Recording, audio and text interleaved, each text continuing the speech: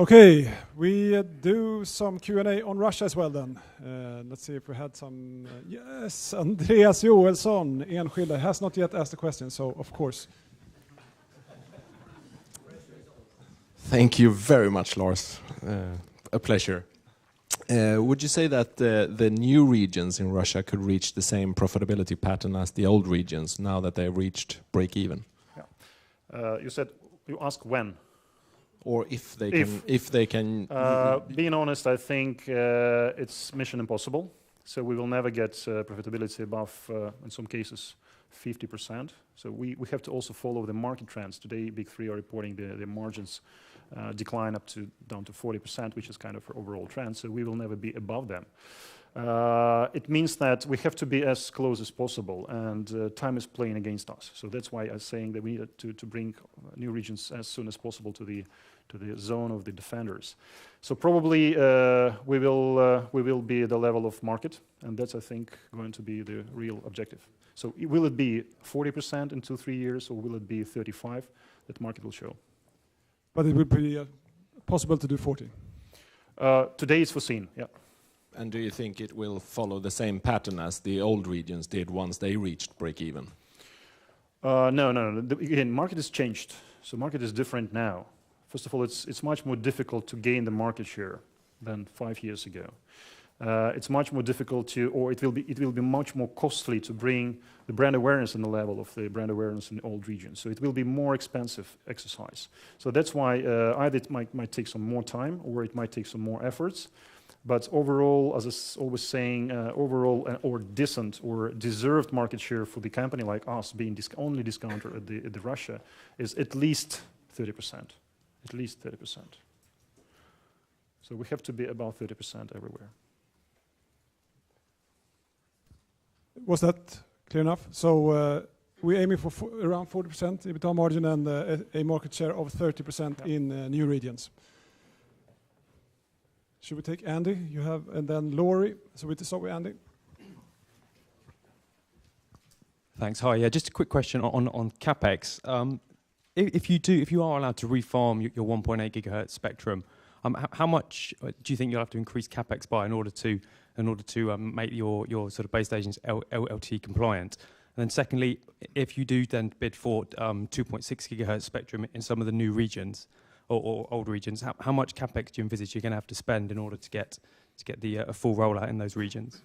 Okay, starting from the first part of the question. So first of all, as Joachim said today, so in all new regions, our base stations are soft upgradable, so you can really make it pretty easy and quick. So we are doing swaps in the old regions, and I think by end of next year, which is 2012, all the base stations in new regions will be upgradable as well. So then it takes the minimal capex to make it 4G network.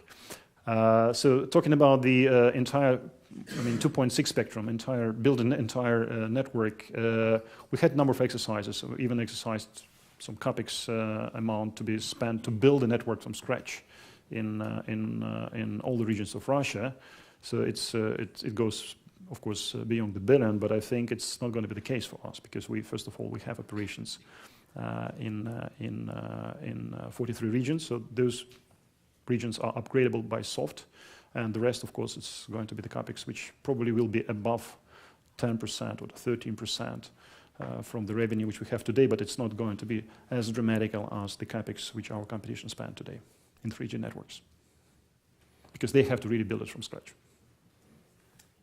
And we take Laurie from Citi. Thanks. It's Laurie Fitzgerald from Citi.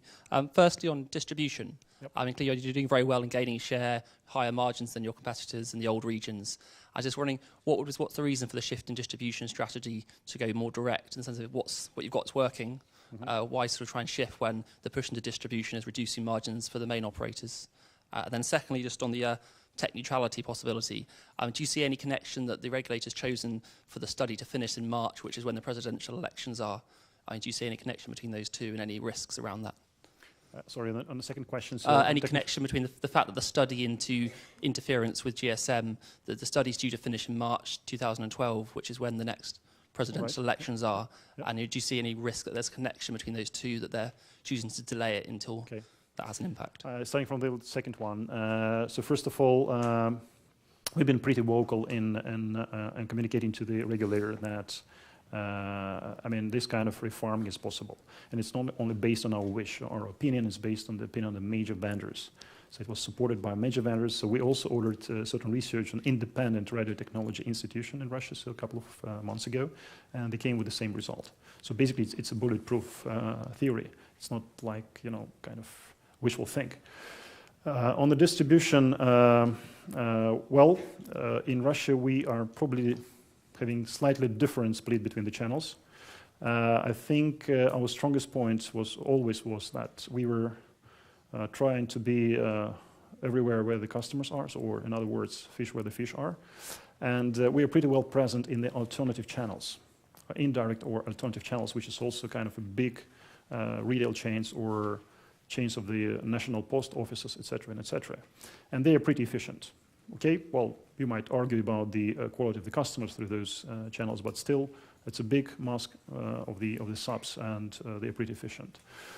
We also have federal telecom chains, which are today a significant part of the distribution at the market. And I'm meaning, first of all, the chains like Svyaznoy and Euroset. And as you know, those guys are a little bit affiliated to at least one of those guys to one of our competitors. And we realized that if we want to expand our presence in those chains, so we have to pay enormous premium. And then we just analyzed, so if we would focus on the own channels, would it be a good alternative to that? So we realized, okay, it would be cheaper to go to the own retail. But I have to also say a few words, because the way we are doing that in Russia probably slightly different as well. It's not like in Sweden. So we are not going to own operations.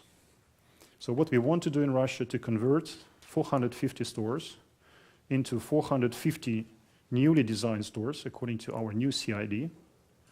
We want to be in control of the place, so that's why for all the stores we will have signed agreements, rent agreements between the landlord and Tele2, not the dealer, so we will be in control of the location.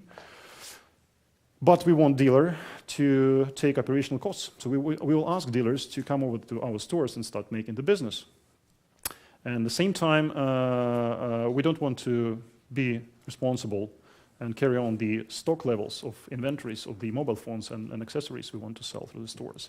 So it means that we will also sign a triangle agreement between the vendors, the biggest wholesalers in the Russian market, and ourselves, in order to provide range which is defined by Tele2 people.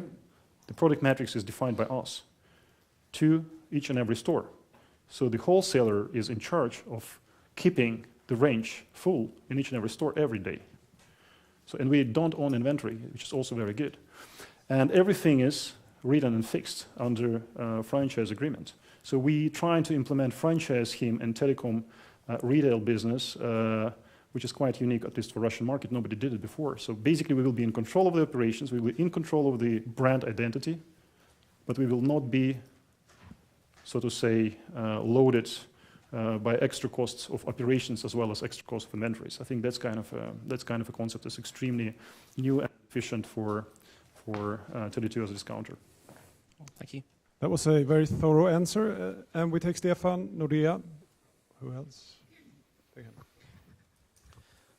Yes, hello. First of all, did I understand you correctly that you said that the new regions should longer term be able to come up to EBITDA margins in line with the market? Yes. And then you said that the market is currently around 40%, but that is also due to that they sell handsets. So the handset sales push down the EBITDA margin. You do not sell handsets. Should that mean that you should be able to be above the market? Yeah. And then again, we have to be. I mean, we have to be perceived discounter. So we have to be perceived price leader. They actually already today in all regions we earning more than competition. Okay, even taking out telephones. I mean, we are really kind of at least on par with them.